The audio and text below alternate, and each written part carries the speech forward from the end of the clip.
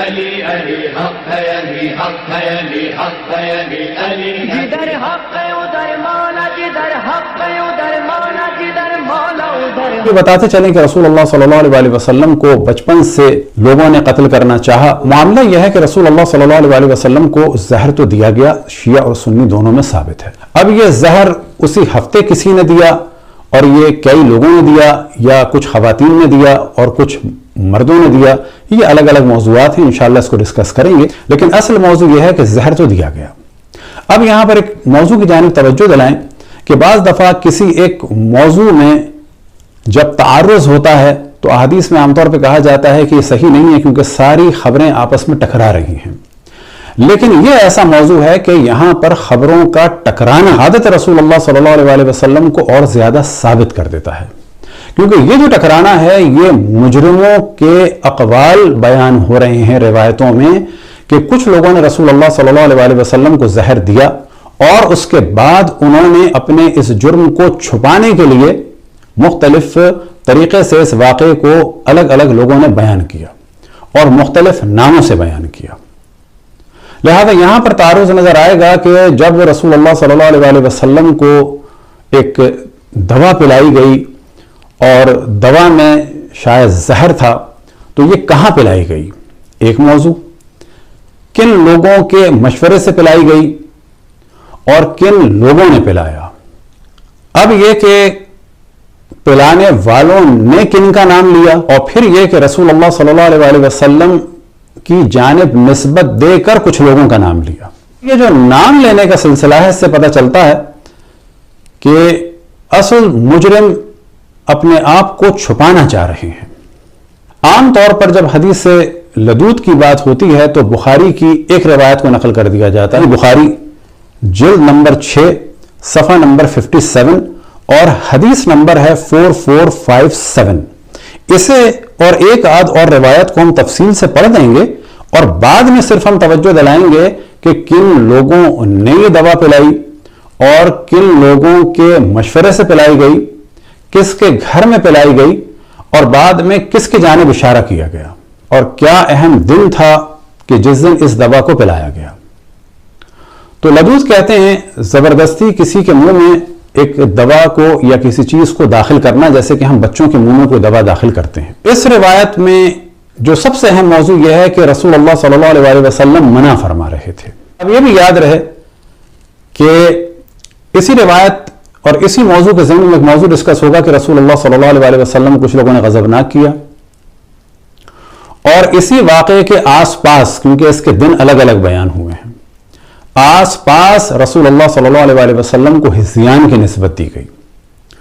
اور اس جعلی داستان میں بھی رسول اللہ صلی اللہ علیہ وسلم کو بالکل ایک بچہ سا ظاہر کیا جا رہا ہے۔ اور یہ بتاتے چلیں کہ اصل واقعے کو چھپانے کے لیے جس طرح سے مجرم اپنے جرم کو چھپانے کے لیے اس پر ڈالتے ہیں، اور جب وہ اس پر ڈالتے ہیں تو وہ بات سچ نہیں ہوتی، ان کے بیان کے ذریعے سے ہم سچائی تک پہنچتے ہیں۔ تو یہاں پر بھی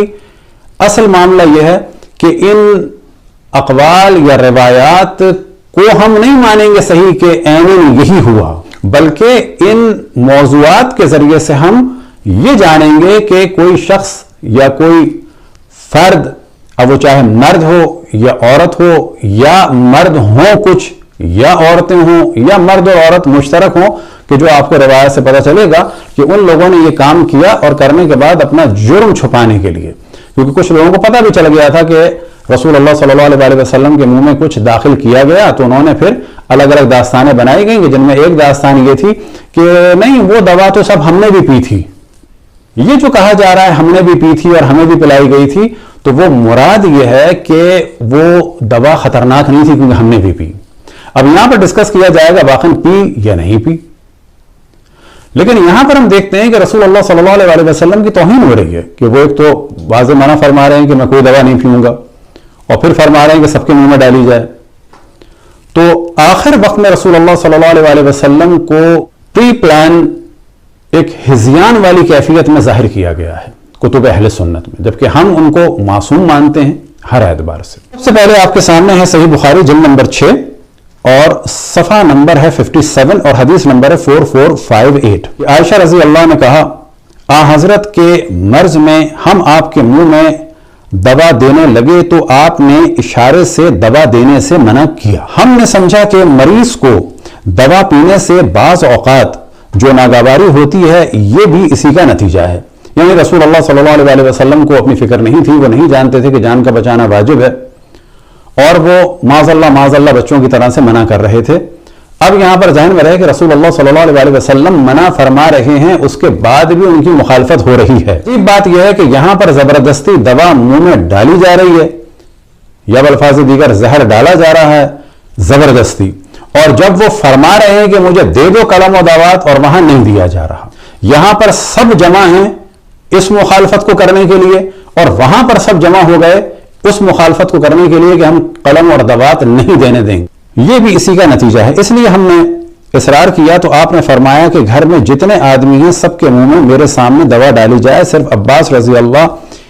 اس سے الگ ہیں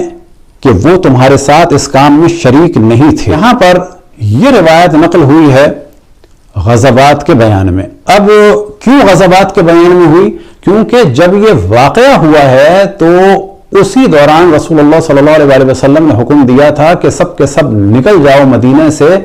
جناب اسامہ بن زید کی قیادت میں جنگ کے لیے. تو یہاں پر پتہ چلا کہ یہ واقعہ کسی عام دن میں نہیں ہوا. اس وجہ سے صاحب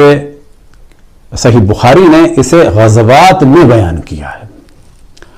اب آپ کے سامنے ہے جلد نمبر 7، اور پھر یہی روایت بیان ہوئی.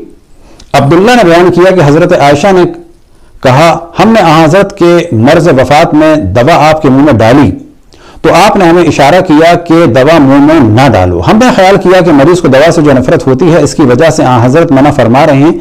پھر جب آپ کو ہوش آیا تو آپ نے فرمایا کیوں میں نے تمہیں منع نہیں کیا تھا کہ دوا میرے منہ میں نہ ڈالو؟ ہم نے عرض کیا یہ شاید آپ نے مریض کی دوا سے طبی نفرت کی وجہ سے فرمایا ہوگا. اس پر حضرت نے فرمایا اب گھر میں جتنے لوگ اس وقت موجود ہیں ان سب کے منہ میں دوا ڈالی جائے اور میں دیکھتا رہوں گا، البتہ حضرت عباس کو چھوڑ دیا جائے کیونکہ وہ میرے منہ میں دوا ڈالتے وقت موجود نہ تھے. تو یہ جلد نمبر 7 اور صفحہ نمبر 294 میں ہے اور حدیث نمبر ہے 5712. یہاں پر اسے باب لدود میں نقل کیا ہے، یعنی منہ میں دوا ڈالنے کے باب میں. تو یہ بھی سمجھ میں آ رہا ہے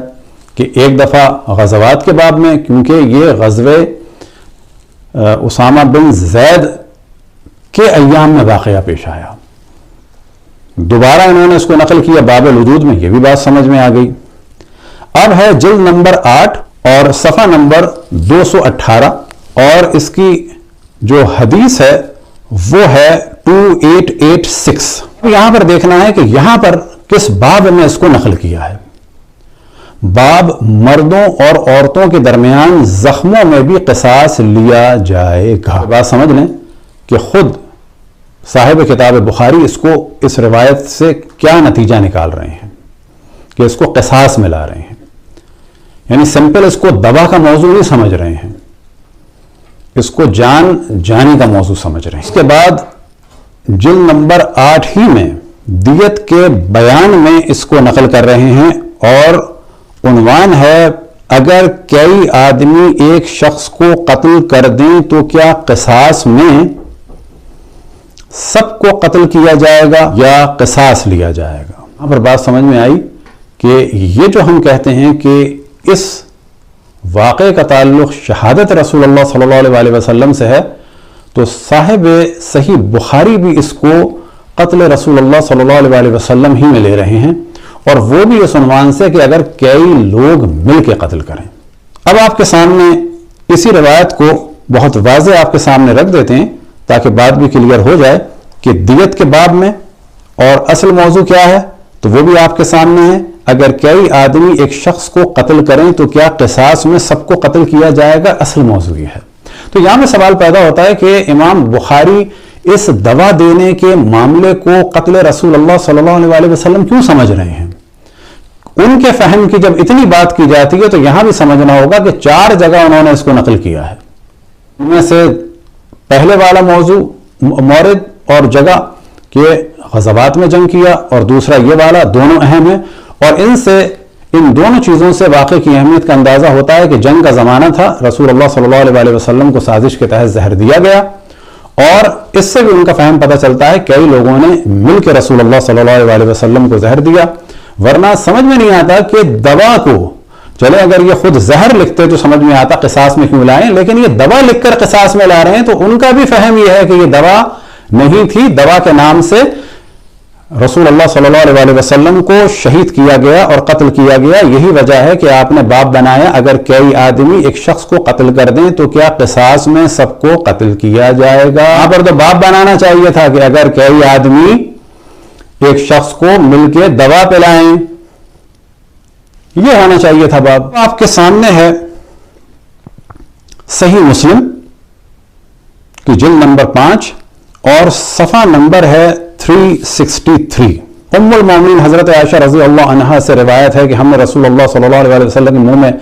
دوا ڈالی آپ کی بیماری میں، آپ نے اشارے سے فرمایا میرے منہ میں دوا مت ڈالو۔ ہم لوگوں نے آپس میں کہا کہ آپ بیماری کی وجہ سے دوا سے نفرت کرتے ہیں تو اس پر عمل کرنا ضروری نہیں، یعنی آپ کی بات ماننا ضروری نہیں۔ جب آپ کو ہوش آیا تو آپ نے فرمایا تم سب کے منہ میں دوا ڈالی جاوے سوا عباس کے کہ وہ یہاں موجود نہ تھے۔ یہ سزا دی آپ نے ان لوگوں کو جنہوں نے آپ کا حکم نہ مانا۔ اب اگر اس کو برادران اہل سنت دوا کے عنوان سے لے رہے ہیں تو وہ اور برا پھنس جائیں گے کہ رسول اللہ صلی اللہ علیہ وسلم نے منع فرمایا پھر بھی دوا ڈالی گئی، اور اس کے بعد بھی ان لوگوں پر اعتماد نہیں تھا، خصوصاً حضرت عائشہ پہ، تو کہا کہ سب کے منہ میں دوا ڈالی جائے۔ یعنی آپ ان لوگوں پر شک کر رہے تھے اور ان لوگوں سے کہا تھا میرے منہ میں کوئی چیز داخل نہ کرنا، اور جب داخل کی تو واضح یہ فرما رہے ہیں یہ سزا آپ نے ان لوگوں کو جنہوں نے آپ کا حکم نہ مانا، یعنی رسول اللہ صلی اللہ علیہ وسلم نے سزا دی، ان پر شک کر رہے تھے۔ یہ جو جملہ ہے کہ ان کو دوا پلائی، اصل میں ایسا ہوا نہیں، یہ مجرم اپنے جرائم کو چھپانے کے لیے کہہ رہے ہیں کہ وہ دوا تو ہم نے بھی پی تھی۔ تو جیسے ہم پہلے اس کو کر چکے کہ اس روایت کو اس صورت میں نہیں لینا ہے، اس روایت کو لینا ہے کہ جرائم کرنے والے اپنے آپ کو بچانے کے لیے مختلف باتیں کرتے ہیں اور یہاں سے پکڑا جاتا ہے مجرم۔ یہی والا موضوع ہے تاریخ ابن کثیر میں جلد نمبر 5 میں، اور یہاں ہم بتاتے چلیں کہ عیناً یہی روایت ہے کہ جو اس تاریخ ابن کثیر میں بھی نقل ہوئی، مین ہم نے ہیڈنگ لگا دی ہے، تو آپ اشارہ کرنے لگے مجھے دوا نہ دو، اور اس کے بعد کیا ہے کہ آپ نے فرمایا گھر کے تمام آدمیوں کو سوائے حضرت عباس کے دوا دی جائے۔ یہ پوری حدیث ہے، خاص چیزیں ہم نے اس میں خالی ہائی لائٹ کر دی ہیں۔ جو امام بخاری نے سب سے پہلے اس کو نقل کیا غزوات میں، تو اس کی وجہ کیا ہے؟ تو کنز العمال آپ کے سامنے ہے۔ کنز العمال میں جلد نمبر 5 اور حصہ نمبر 9 اور 10 30265 اس کا نمبر ہے، اور یہاں پر یہ موضوع ڈسکس ہو رہا ہے سریہ اسامہ رضی اللہ عنہ میں،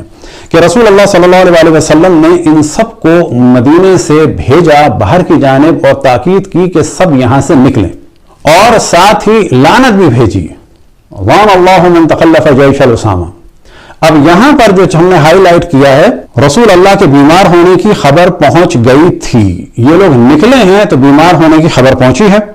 اب جو دوسری چیز ہم نے ہائی لائٹ کی ہے، اس کو آپ لوگ پاز کر کے خود تفصیل سے پڑھیں کہ بعد میں رسول اللہ کہاں گئے، اٹھ کر حضرت عائشہ رضی اللہ عنہا کے گھر میں تشریف لے گئے۔ اب یہ کہا جاتا ہے کہ آخر ایام میں رسول اللہ صلی اللہ علیہ وسلم حضرت عائشہ کے گھر میں تھے، لیکن یہاں پر ہم دیکھ رہے ہیں کہ بار بار اخبار بدلے جا رہے ہیں کہ کس کے گھر میں تھے۔ تو پھر ہم عرض کریں کس کے گھر میں تھے، کس کے مشورے سے دوا پلائی، کن کے اوپر لوگوں نے شک کیا، کن کے نام لوگوں نے لیے، اور پھر رسول اللہ صلی اللہ علیہ وسلم کی نسبت سے کچھ لوگوں کے نام لیے، جس سے واضح پتہ چل رہا ہے کہ کسی کو پھنسانا چاہ رہے ہیں۔ اور ساتھ ہی یہاں پر ہائی لائٹ کیا ہم نے کچھ لوگ حضرت اسامہ رضی اللہ عنہ کی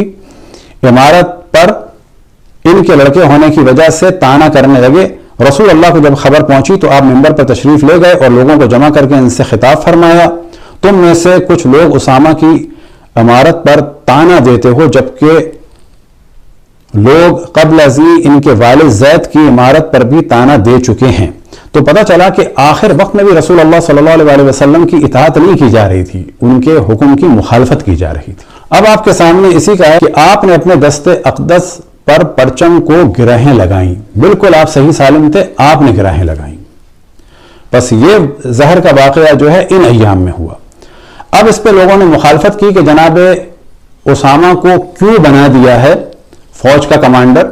اور یہاں سے پتہ چلتا ہے کہ وہی افراد جو صلح حدیبیہ میں بھی رسول اللہ صلی اللہ علیہ وسلم کی مخالفت کر رہے تھے، کافی تعداد میں اصحاب تھے، اسی طرح سے جب رسول اللہ صلی اللہ علیہ وسلم نے قلم و دوات مانگا اس وقت بھی رسول اللہ صلی اللہ علیہ وسلم کی توہین کی۔ عیناً یہی توہین اس وقت بھی ہوئی کہ کچھ لوگ تھے کہ جو حضرت اسامہ کی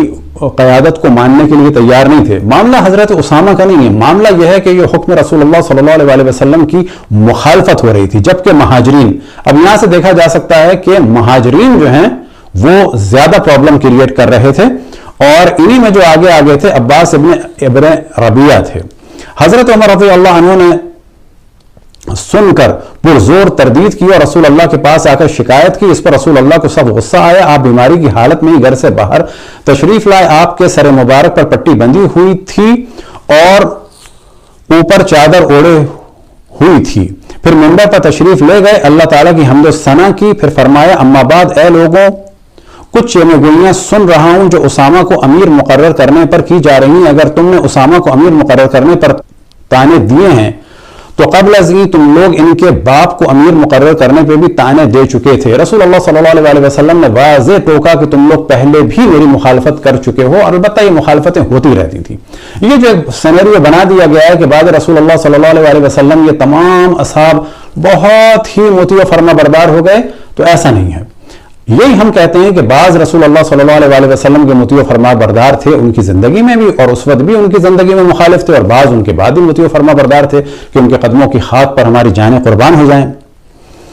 اب یہاں پر جو اہم بات ہے وہ اگلی لائن میں ہم نے ہائی لائٹ کر دی، اسی دن لوگوں نے آپ کو لدود ایک دوا پلایا تھا۔ اسی دن لوگوں نے رسول اللہ صلی اللہ علیہ وسلم کو غضبناک کیا، اور اسی دن یہ پلائی گئی دوا، اور اس کے بعد آپ کی حالت اتنی خراب ہو گئی کہ سر پہ پٹی باندھنا پڑی۔ تو یہاں سے واضح ہوا کہ امام بخاری نے اسے باب غزوہ میں کیوں داخل کیا ہے۔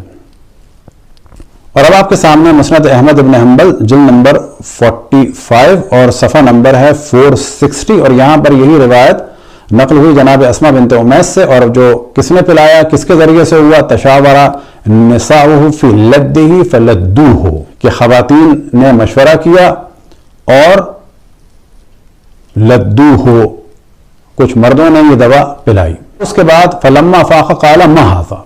وہاں پر یہ موضوع چل رہا تھا کہ رسول اللہ صلی اللہ علیہ وسلم نے فرمایا کہ یہ پلائی ہوگی حبشہ سے آنے والی خواتین نے۔ یہاں پر معاملہ بدل گیا، فاق قال ھذا ما ھذا، یہ کیا ہے؟ قلنا، ہم نے کہا، ھذا فعل نساء جئنا من ھا ھنا، یہ کام کیا ہے ان خواتین نے جو وہاں سے آئی ہیں، اشار الی ارض الحبشہ، کہ جو حبشہ سے آئی ہیں، وَكَانَتْ اسما بنت امیس فیہن، یعنی اسما بنت امیس اور ساتھ میں کچھ اور خواتین تھیں، ان لوگوں نے رسول اللہ صلی اللہ علیہ وسلم کے پوچھنے پہ کہا کہ ان لوگوں نے پلائی ہے، یہ جو وہاں سے آئی ہیں، ان لوگوں نے پلائی ہے، یہ جو وہاں سے آئی ہیں۔ اب ہے آپ کے سامنے معجم الکبیر، اور اس کے جلد نمبر ہے 24 اور حدیث نمبر ہے 374، اور یہاں پر بھی ہم دیکھتے ہیں کہ جناب اسما بنت امیس سے ہے، اور جناب اسما بنت امیس ہی کی جانب اشارہ کیا جا رہا ہے کہ جو حبشہ سے خواتین آئی ہیں انہوں نے پلا دی۔ اب آپ کے سامنے کنز الاموال ہے، اور حدیث نمبر 18840، اسما بنت امیس رضی اللہ عنہا سے مروی ہے کہ پہلی مرتبہ آپ میمونہ رضی اللہ عنہا کے گھر میں بیمار ہوئے، آپ کے مرض کی شدت ہو گئی، آپ بے ہوش ہو گئے، آپ کی بیویوں نے آپ کے بارے میں مشورہ کیا اور آپ کے منہ میں دوا ٹپکا دی، پھر آپ ہوش میں آ گئے، آپ نے پوچھا یہ کیا ہے، کیا ان عورتوں کا کام ہے جو وہاں سے آئی ہیں؟ حبشہ کی طرف اشارہ کرتے ہوئے ان میں اسما بنت امیس بھی تھی۔ قریب موجود لوگوں نے کہا کہ یا رسول اللہ، ہم سمجھتے تھے کہ آپ کو ذات الجن، اس لیے ہم نے دوا آپ کے منہ میں ٹپکا دی۔ حضور نے فرمایا یہ منہ میں دوا ٹپکانے والی دوا اللہ پاک مجھے اس کے ساتھ عذاب دینے والا نہیں ہے، لہٰذا اس کی سزا میں یہاں موجود سب لوگوں کو یہ دوا منہ میں ٹپکا کر پلائی جائے، سوائے رسول اللہ صلی اللہ علیہ وسلم کے چچا عباس کے۔ بس سب کو دوا پلائی گئی، حتیٰ کہ میمونہ جو اس دن روزے دار تھی انہوں نے بھی پی، رسول اللہ کی عزیمت و خوشی میں، نیچے موضوع ہے منافقوں نے اسامہ کے متعلق اعتراضات شروع کیے. یہاں پر پھر بتاتے چلیں کہ ان ساری روایات کو دیکھا جائے تو پتہ چلتا ہے کہ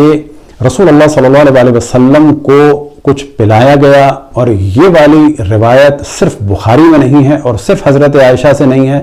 کن کن کے مشورے سے ہوئی، کس کس نے پلایا، کن کن کو پلایا گیا، کن کن کی جانب شک کیا لوگوں نے، کن کن کے ناموں کو زبردستی لایا گیا، اور کن کن کے ناموں کو رسول اللہ صلی اللہ علیہ وسلم کی زبان سے مشہور کیا گیا. تو یہاں سے پتہ چلتا ہے کچھ نہ کچھ تو ہوا. اب بعض دفعہ لوگ کہتے ہیں کہ اہل بیت علیہم السلام کہاں تھے، تو ظاہر ہے کہ کسی وقت مناسب سمجھ کے کچھ منہ میں ڈال دیا گیا، اور جب یہ بات ایک دو لوگوں سے آگے نکلنے کا امکان تھا تو اس کو اس طرح سے کیا گیا کہ ہاں ہم نے منہ میں ڈالا تو تھا، یہ بھی موجود تھا، یہ بھی موجود تھی، رسول اللہ نے یہ فرمایا تھا، یہ فرمایا تھا، اور ہم سب کے منہ میں بھی اس دوا کو ڈال دیا تھا تاکہ یہ بتایا جائے کہ کچھ بھی نہیں ہوا تھا.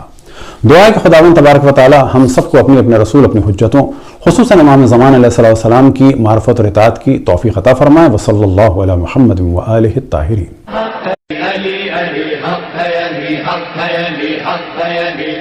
جدھر حق ادھر مولا، جدھر حق ادھر مولا، جدھر مولا ادھر حق.